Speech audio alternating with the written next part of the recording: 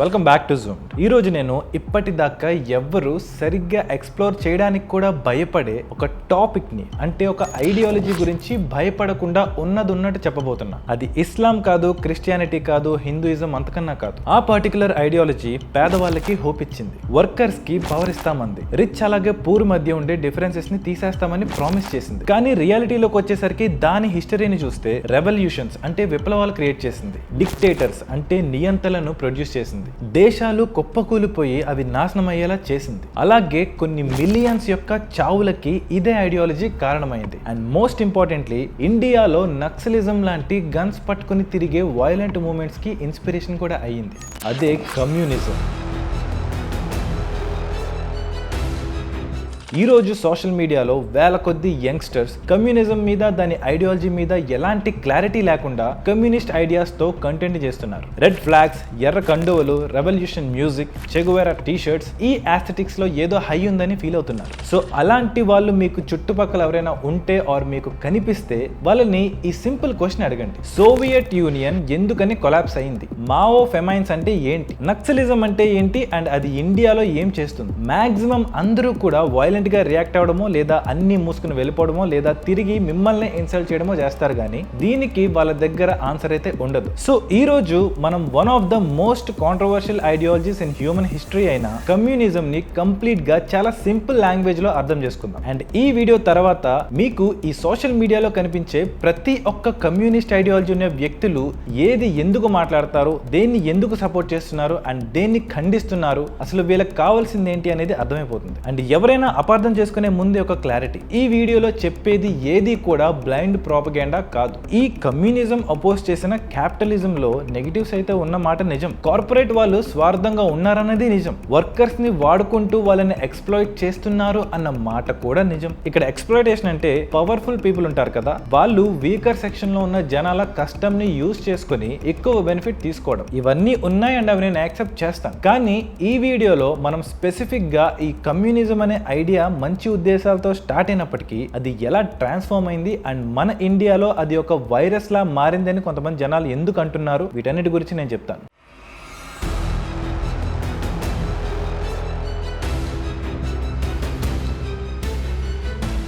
కమ్యూనిజంని అర్థం చేసుకోవాలంటే ఫస్ట్ మనం 1800s టైంలో యూరోప్కి వెళ్ళాలి. అదే industrial revolution time. Factories start అయ్యాయి, మెషిన్స్ వచ్చాయి, ప్రొడక్షన్ స్పీడ్ కూడా పెరిగింది, కంట్రీస్ రిచ్ అయిపోయాయి. కానీ ఇక్కడ ఒక ప్రాబ్లం ఉంది: కంట్రీస్ పైకి మాత్రమే రిచ్ అయ్యాయి, దాంట్లో ఉండే కామన్ పీపుల్ కాదు, ఎస్పెషల్లీ వర్కర్స్. అప్పట్లో చైల్డ్ లేబర్ కూడా చాలా కామన్ గా ఉండేది, చిన్న పిల్లలు ఫ్యాక్టరీస్ లో వర్క్ చేసేవారు. ఇవన్నీ చూసి ఒక జర్మన్ ఫిలాసఫర్ దీని గురించి ఆలోచించడం స్టార్ట్ చేశాడు. ఆయన పేరే Karl Marx, German philosopher and economist. ఇతను అలాగే ఈయన ఫ్రెండ్ అయిన ఫ్రీడ్రిష్ ఎంగ్లెస్ ఒక థియరీని క్రియేట్ చేశారు. మార్క్స్ ప్రకారం హిస్టరీలో ఆల్మోస్ట్ ప్రతి సొసైటీలో ఒక ఫైట్ ఉంటుంది: rich versus poor, powerful versus weak, owners versus workers. ఇలా క్లాస్ డిఫరెన్సెస్ ఉన్న ప్రతి ఒక్కళ్ళ మధ్యలో ఒక ఫైట్ ఉంటుంది. అండ్ దీన్నే మార్క్స్ క్లాస్ స్ట్రగుల్ అని పిలిచారు. క్లాస్ స్ట్రగుల్ అంటే సొసైటీలో వేరే వేరే ఎకనామిక్ గ్రూప్స్ మధ్య కంటిన్యూస్ టెన్షన్స్, ఫైట్స్ ఉంటాయి. సింపుల్ గా మనీ ఉన్న వాళ్ళు వర్సెస్ కష్టపడే వాళ్ళు. ఇక్కడ మార్క్స్ చెప్పిన బిగ్గెస్ట్ పాయింట్ ఏంటంటే సొసైటీని కంట్రోల్ చేసేది పాలిటిషియన్స్ కాదు,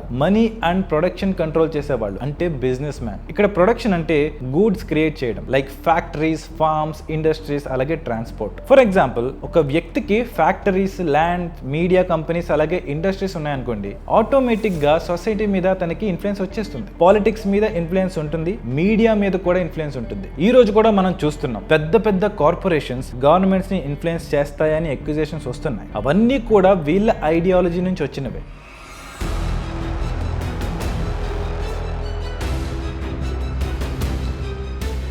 ఇప్పుడు రెండు ఇంపార్టెంట్ కమ్యూనిస్ట్ పదాలు వస్తాయి, భయపడకండి. వాటిని నేను సూపర్ సింపుల్ గా ఎక్స్ప్లెయిన్ చేస్తాను. బోర్జువాసీ, దీన్ని ప్రొనౌన్స్ చేయడం కష్టం, కానీ మీనింగ్ అయితే చాలా సింపుల్ గా ఉంటుంది. ఇదే రిచ్ ఓనర్ క్లాస్ అన్నమాట. ఫ్యాక్టరీస్ ఓన్ చేసేవాళ్ళు, ల్యాండ్ ఓన్ చేసేవాళ్ళు, పెద్ద పెద్ద బిజినెస్ లో ఉన్న వాళ్ళు ఈ క్లాస్ లో ఉంటారు. ఇక నెక్స్ట్ ది ప్రోలిటారియాట్. ఇందులో వర్కర్స్, శాలరీ కోసం పనిచేసే కామన్ పీపుల్ ఉంటారు. సో ఇప్పుడు మార్క్స్ ప్రకారం క్యాపిటలిజం లో ప్రాబ్లం ఏంటి? వర్కర్స్ వెల్త్ ని క్రియేట్ చేస్తుంటే మేజర్ ప్రాఫిట్ ఓనర్ కి వెళ్తుంది, జస్ట్ లైక్ మన ఐటీ కంపెనీస్. దీనిలో ఒక సింపుల్ టీ షాప్ ని ఎగ్జాంపుల్ గా చూద్దాం. ఒక చాయ్ మాస్టర్ రోజుకి 500 కప్పులు టీ చేస్తున్నాడు అనుకుందాం. సో ఆ షాప్ ఓనర్ లక్షలు సంపాదిస్తాడు, కానీ వర్కర్ శాలరీ మాత్రం 15,000 ఉంటుంది. సో ఇక్కడ వర్కర్ క్వశ్చన్ ఏంటంటే, షాప్ ని నేను పని చేయడం వల్లే కదా మనం రన్ చేస్తున్నాము, నాకెందుకు డబ్బులు ఇంకా ఎక్కువ ఇవ్వట్లేదు అని. దానికి ఓనర్ ఆన్సర్ ఏమిస్తాడు, బిజినెస్ ఐడియా నాది, ఇన్వెస్ట్మెంట్ నాది, రిస్క్ నాది. ఇక్కడ రెండు సైడ్స్ కూడా లాజిక్ ఉంటుంది. ఎవరిది రైట్ ఎవరిది తప్పు అంటే అది చూసే పర్స్పెక్టివ్ మీద డిపెండ్ అయి ఉంటుంది. కానీ ఇక్కడ మార్క్స్ సైడ్ ఏంటి అంటే, వర్కర్స్ ని ఎక్స్ప్లాయిట్ చేస్తున్నారు అని. ఇంకా మార్క్స్ ఏం నమ్మాడంటే, ఖచ్చితంగా దీనికి వర్కర్స్ తిరుగుబాటు చేస్తారు అని. అలా వచ్చిన కమ్యూనిస్ట్ స్లోగనే workers of the world unite.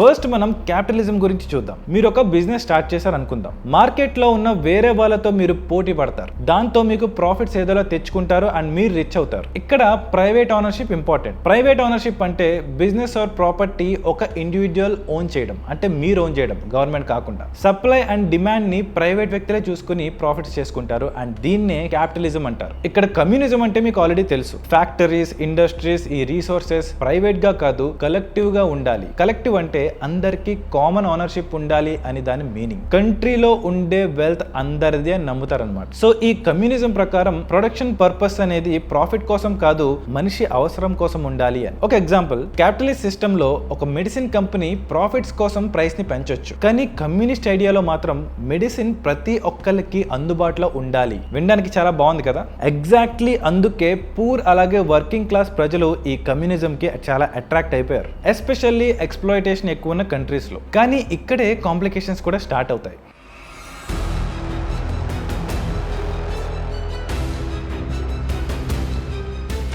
ఈ రోజు అంటే మనం సోషల్ మీడియాలో కూర్చొని చాలా ఈజీగా జడ్జ్ చేస్తాం, కానీ ఒకసారి ఇమాజిన్ చేసుకోండి, మీరు చాలా పూర్ అనుకోండి, మీ దగ్గర ల్యాండ్ లేదు, ఎలాంటి అవకాశాలు లేవు, చదువు కూడా లేదు. ఫ్యాక్టరీ ఓనర్ ఏమో మిమ్మల్ని ఎక్స్ప్లాయిట్ చేస్తున్నాడు. రిచ్ పీపుల్ ఇంకా రిచ్ అవుతున్నారు, పూర్ పీపుల్ ఏమో సేమ్ ప్లేస్ లో ఉంటున్నారు. అప్పుడు ఒక ఐడియాలజీ వచ్చి అంటుంది, ప్రతి ఒక్కళ్ళు సమానమే, వర్కర్స్ కి పవర్ ఉండాలి, ఫుడ్ అందరికి, హెల్త్ కేర్ అందరికి, ఎడ్యుకేషన్ అందరికి అనగానే ఆఫ్ కోర్స్ జనాలు దీనికి ఎమోషనల్లీ కనెక్ట్ అవుతారు. ఎస్పెషల్లీ రష్యా అండ్ చైనా లాంటి కంట్రీస్ లో హ్యూజ్ పావర్టీ ఉండేది. కమ్యూనిజం అక్కడ ఒక హోప్ లాగా కనిపించింది. And remember, every communist supporter violent కాదు. చాలా మంది జెన్యూన్ గా ఈక్వాలిటీ కోసం సపోర్ట్ చేశారు, కానీ థియరీ అండ్ రియాలిటీ మధ్య చాలా డిఫరెన్స్ అక్కడే స్టార్ట్ అయింది.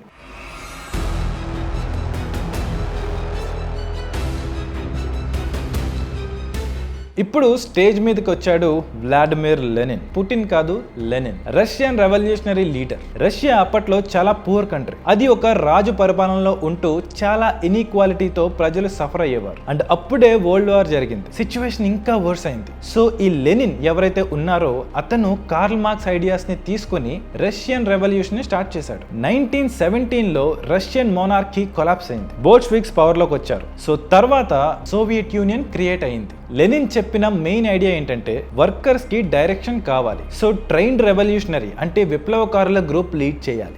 దానికోసం ఒక పార్టీని పెట్టారు అండ్ దాని పేరు వ్యాన్ గార్డ్ పార్టీ. సింపుల్ గా కామన్ పీపుల్ కన్ఫ్యూజ్డ్ ఉంటారు, ట్రైన్డ్ రెవల్యూషనరీ సొసైటీని లీడ్ చేస్తారు. ఇది వీళ్ళ ఐడియా.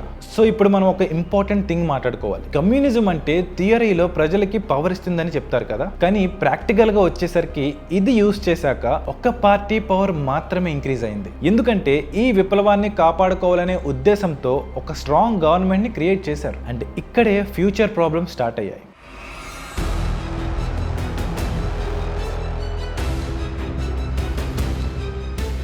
ఇప్పుడు స్టోరీ డార్కెస్ట్ ఫేజ్ లోకి ఎంటర్ అవుతుంది. చాలా మంది హిస్టోరియన్స్ చెప్పే పాయింట్ ఏంటంటే, కమ్యూనిజం థియరీలో ఎంత డేంజరస్ మనం చెప్పలేం, కానీ అది నిజానికి ఒక అన్లిమిటెడ్ సెంట్రలైజ్డ్ పవర్ అని. సెంట్రలైజ్డ్ పవర్ అంటే మేజర్ కంట్రోల్ మొత్తం కూడా ఒక గవర్నమెంట్ కో లేదా ఒక లీడర్ దగ్గర ఉండడం. అండ్ ఈ పవర్ ని ఎక్స్ట్రీమ్ లెవెల్లో యూజ్ చేసిన లీడర్స్ లో one of the most controversial name Joseph Stalin, leader of Soviet union. కొంతమంది స్టాలిన్ ని హీరో అంటారు, ఇంకొంతమంది డిక్టేటర్ అంటారు. డిక్టేటర్ అంటే ఆల్మోస్ట్ టోటల్ పవర్ ఒకటే లీడర్ దగ్గర ఉండడం. వన్ థింగ్ ఈస్ క్లియర్, ఈయన సోవియట్ యూనియన్ ని ఇండస్ట్రియల్ పవర్ గా అయితే మార్చేశాడు, కానీ అది చేయడానికి ఎక్స్ట్రీమ్ కంట్రోల్ ని యూజ్ చేశాడు. వీళ్ళ గవర్నమెంట్ క్రిటిసిజం ని టాలరేట్ చేయదు. అగేన్స్ట్ గా ఎవరు మాట్లాడినా వాళ్ళని అరెస్ట్ చేశారు. ప్రిజన్ క్యాంప్స్ కూడా పెట్టి మొత్తానికి భయంతో పాలిటిక్స్ ని చేశారు. ఇలా 100-200 మందిలో జైల్లో పెట్టారు అనుకోకండి. కొన్ని మిలియన్స్ ఆఫ్ పీపుల్ ని ఈ ప్రిజన్ క్యాంప్స్ పంపించారని ఎస్టిమేట్స్ ఉన్నాయి. అండ్ ఈ క్యాంప్స్ నే గులగ్స్ అని పిలిచేవారు. కాల్ ఆఫ్ డ్యూటీ గేమ్ ఆడిన వాళ్ళకి ఈ గులగ్ అనే పేరు బాగా చూసుకుంటారు. చూసుంటారు.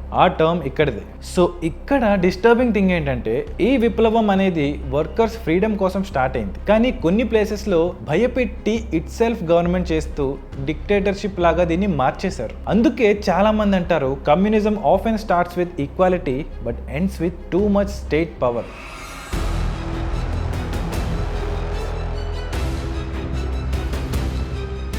ఇప్పుడు చైనాకు వద్దాం. Mao Zedong, founding leader of the people's republic of China, communist revolution ని చైనాలో లీడ్ చేశాడు. చైనా అప్పట్లో మోస్ట్లీ ఫార్మర్స్ కంట్రీ అనమాట, కానీ మార్క్స్ ఏమో ఫ్యాక్టరీ వర్కర్స్ గురించి ఎప్పుడూ మాట్లాడాడు. సో ఇక్కడ మావో ఏం చెప్పాడంటే చైనాలో peasants main revolutionary force. Peasants అంటే పూర్ ఫార్మర్స్. సో 1949లో కమ్యూనిస్ట్ చైనాని ఎస్టాబ్లిష్ చేశారు. ఇంకా దీన్ని అడ్డు పెట్టుకుని హ్యూజ్ సోషల్ ఎక్స్పెరిమెంట్స్ స్టార్ట్ అయ్యాయి. Collective farming, government control, cultural revolution. అర్థం కాలేదు కదా. స్టూడెంట్స్ ని పాత కల్చర్ ని, ట్రెడిషన్స్ ని అపోజ్ చేయమని ఎంకరేజ్ చేశారు. దాన్ని అడ్డుకున్న చాలా మంది టీచర్స్ ని, ప్రొఫెసర్స్ ని పబ్లిక్ గా హేళన చేసి వాళ్ళని అవమానించారు. పుస్తకాలన్నిటిని తగలబెట్టేలా చేశారు. సో ఇక్కడ కూడా సేమ్ ప్యాటర్న్. ఈక్వాలిటీ ఇస్తామని ప్రామిస్ చేసి కమ్యూనిజం పేరుతో మళ్ళీ ఒక సెంట్రలైజ్డ్ కంట్రోల్ ని తీసుకొచ్చారు. ఇక్కడే ఇంకొక కాంట్రవర్షియల్ టాపిక్ కూడా వచ్చింది, అదే great leap forward. China super fast industrial country అవ్వాలని గవర్నమెంట్ చాలా హ్యూజ్ పాలసీస్ ని ఇంప్లిమెంట్ చేసింది.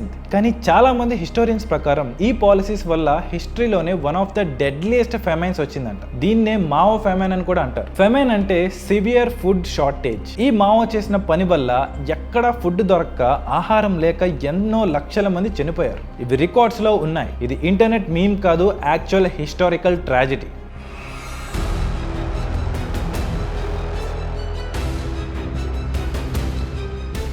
కానీ ఈ మావోయిజం చైనా దగ్గర ఆగలేదు, ఇండియాకు కూడా వచ్చేసింది. వెస్ట్ బెంగాల్లో నక్సల్బరీ అనే విలేజ్ ఉంది. అక్కడ చాలా వైలెంట్ అప్రైజింగ్ జరిగింది. అక్కడుండే రైతులకి అప్పట్లో సొంత భూములు ఉండేవి కాదు. ఆబ్వియస్లీ వాటి ల్యాండ్ ఓనర్స్ దగ్గర ఉండేవి. సో వీళ్ళకి ప్రాపర్ రైట్స్ ఉండేవి కాదు. సో వీళ్ళని ఓనర్స్ ఎక్స్ప్లాయిట్ చేస్తున్నారు అనే ఆరోపణలు కూడా బాగా ఎక్కువగా ఉండేవి. సో ఇక్కడికి ఈ కమ్యూనిస్ట్ రెవల్యూషనరీస్ వచ్చి ఆ రైతులతో సిస్టమ్ కేవలం డబ్బున్న వాడికి మాత్రమే సపోర్ట్ చేస్తుంది, పేదవాళ్ళకి న్యాయం జరగాలంటే పోరాడాల్సిందే అండ్ ఆ భూముల్ని పేదవాళ్ళకి ఇచ్చేయాల్సిందే అని ఉసిగొలిపి ఒక వైలెంట్ సిచ్యువేషన్ తీసుకొచ్చారు.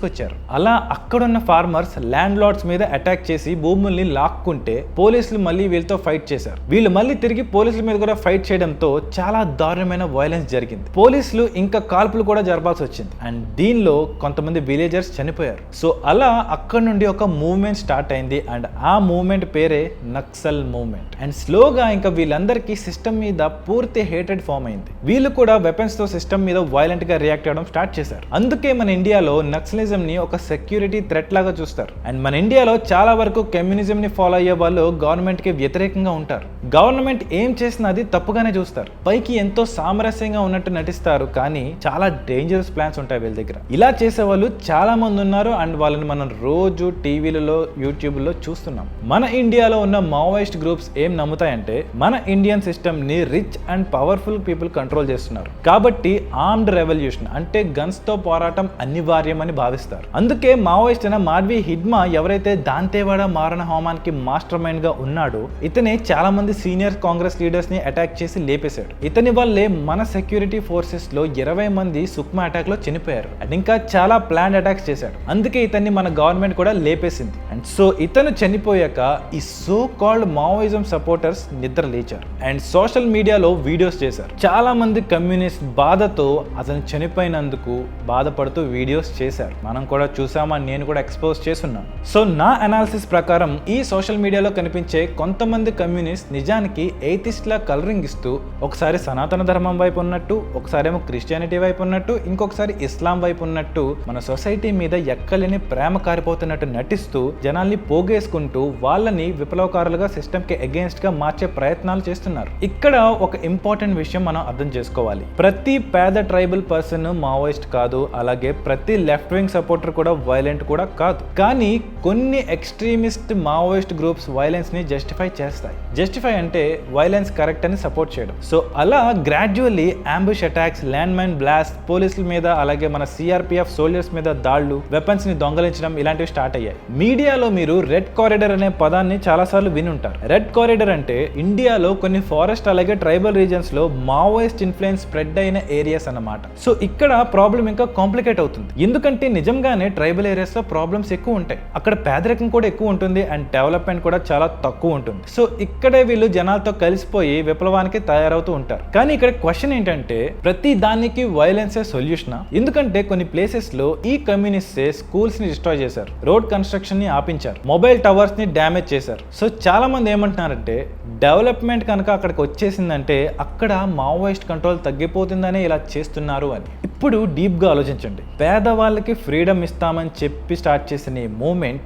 సేమ్ పేదవాళ్ళ విలేజెస్ డెవలప్మెంట్ ని ఎందుకు ఆపేస్తుంది? అందుకనే ఇండియాలో మావోయిజం జస్ట్ ఐడియాలజీ డిబేట్ కాదు, అది ఇంటర్నల్ సెక్యూరిటీ ఇష్యూ. అండ్ దాన్ని సపోర్ట్ చేసే వాళ్ళు కూడా ఈ సొసైటీకి థ్రెట్. అండ్ హిస్టరీలో కూడా రిపీటెడ్ గా ఒక డేంజరస్ ప్యాటర్న్ కనిపించింది. ఎప్పుడైతే ఈ ఐడియాలజీ కేవలం వైలెంట్ విప్లవమే మన సొసైటీని కాపాడుతుంది అని చెప్తుందో ఈ ఐడియాలజీ వల్ల మామూలు జనాలు నలిగి నాశనం అయిపోతారు.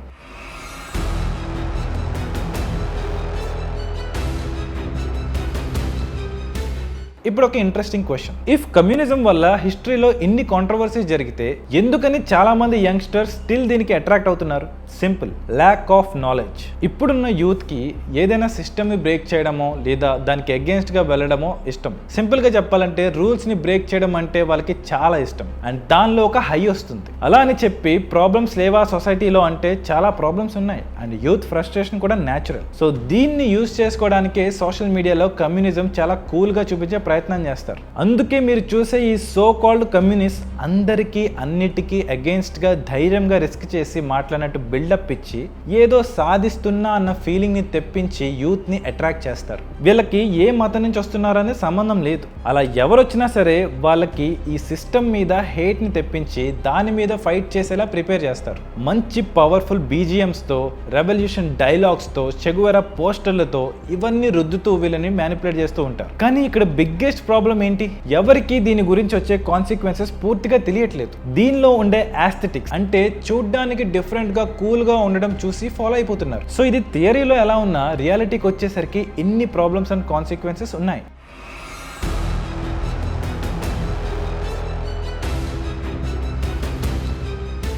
ఇప్పుడు ఇంకో డేంజరస్ వర్డ్, ప్రోపగాండా. ప్రోపగాండా అంటే జనాల మైండ్స్ ని ఇన్ఫ్లుయెన్స్ చేయడానికి వన్ సైడ్ ఇన్ఫర్మేషన్ రిపీట్ గా చూపించడం. For example, suppose government only positive news చూపిస్తుంది, నెగిటివ్ న్యూస్ ని హైడ్ చేస్తుంది అనుకోండి. అప్పుడు జనాలకి కంప్లీట్ రియాలిటీ తెలుస్తుందా?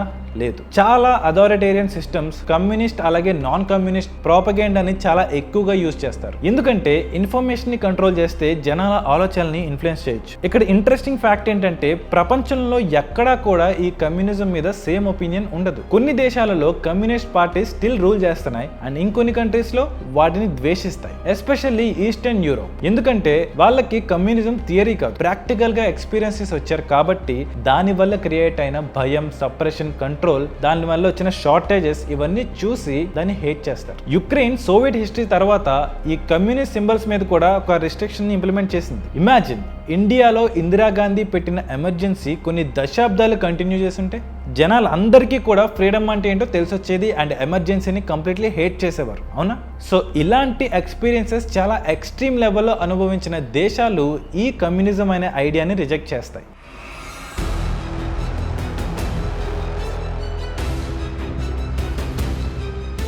సో నౌ ఆఫ్టర్ ఎవ్రీథింగ్ ఒకటైతే చాలా క్లియర్ గా చెప్పొచ్చు, కమ్యూనిజం ని బ్లైండ్ గా రొమాంటిసైజ్ చేసి దాన్ని గొప్ప ఐడియాలా ప్రొజెక్ట్ చేయడం డేంజరస్. అలాగే దాన్ని బ్లైండ్లీ హేట్ చేయడం కూడా మంచిది కాదు. Give us complete power, we will create perfect society అని అడుగుతున్నారు కదా. ఇది వినటానికి బానే ఉన్నా బీ కేర్ఫుల్. ఎందుకంటే మనుషులు పర్ఫెక్ట్ కాదు, గవర్నమెంట్స్ కూడా పర్ఫెక్ట్ కాదు, లీడర్స్ పర్ఫెక్ట్ కాదు. ఏ మనిషిలో అయినా సరే స్వార్థం ఉంటుంది అండ్ ఎప్పుడు ఏ మనిషి ఎలాంటి పని చేస్తాడో చెప్పలేం. కాబట్టి సెంట్రలైజ్డ్ పవర్ ఎవరికి కూడా మనం ఇవ్వకూడదు, అది అర్థం చేసుకోండి. మనకి ఏ రకమైన ఎక్స్ట్రీమిస్ట్ వద్దు. ఎక్స్ట్రీమిస్ట్ అంటే ఎక్స్ట్రీమ్ థింకింగ్తో వైలెన్స్ని లేదా టోటల్ కంట్రోల్ని కరెక్టే అని జస్టిఫై చేయడం. ఇలా చాలా మంది ఉన్నారు, పైకి కనపడరు అంతే. సో నెక్స్ట్ టైం సోషల్ మీడియాలో ఎవరైనా విప్లవం చేయాలి, వైలెన్స్ చేద్దాం, వాడిని కడుపులో గుద్దుదా తంతా అని చెప్పి ఎక్స్ట్రీమ్ మాటలు మాట్లాడితే ఒక సింపుల్ క్వశ్చన్ అడగండి, ఇలా మీరు చెప్తున్న సో కాల్డ్ రెవల్యూషన్ లో ఫస్ట్ చనిపోయేది ఎవరు? Common people. ఇది స్టూడెంట్స్ అవ్వచ్చు, వర్కర్స్ అవ్వచ్చు, ఫార్మర్స్ అవ్వచ్చు, పేద కుటుంబాలు అవ్వచ్చు లేదా సోల్జర్స్ అవ్వచ్చు. అంతేకాని దీన్ని నడిపేవాడు ఎక్కడా దరిదాపుల్లో కనపడ్డు. ఇది మీరు గుర్తుంచుకోండి, అలాగే వాళ్ళకి గుర్తుండిపోయేలా చెప్పండి. ఈ వీడియో కోసం చాలా రోజులుగా కష్టపడ్డాను అండ్ ఎన్నో కొత్త విషయాలను నేను తెలుసుకుంటూ అర్థం చేసుకుంటూ మీకు చెప్పడం జరిగింది. ఇఫ్ ఈ వీడియో జెన్యూన్ గా మీకు communism, Maoism, revolutions and political power గురించి అర్థమయ్యేలా చేసున్నట్లయితే దీన్ని ఖచ్చితంగా లైక్ చేయండి, షేర్ చేయండి, అలాగే మన ఛానల్కి సబ్స్క్రైబ్ చేసుకుని ఉండండి. ఎందుకంటే ఈ వీడియోలో నేను కమ్యూనిజం గురించి చెప్పా కదా, ఇప్పుడు ఒక్కొక్క ర్యాబిట్ హోల్లో దాక్కుని కథ నడుపుతున్న హీరోలా ఫీల్ అయిపోయే ఒక్కొక్క ఎర్ర కండువ రియల్ ఎజెండాని బయటకు తీస్తాను. అలా తీసే ముందు నేనేం మాట్లాడుతున్నా, ఎందుకు మాట్లాడుతున్నా అనేది మీకు అర్థం కావడం కోసమే ఈ వీడియో. సో నెక్స్ట్ వచ్చే వీడియోస్లో అసలు సినిమా ఉండబోతుంది. ఈ వీడియోకి ఇంతే. నెక్స్ట్ వీడియోలో మిమ్మల్ని మళ్ళీ కలుస్తాను. అంతవరకు టేక్ కేర్.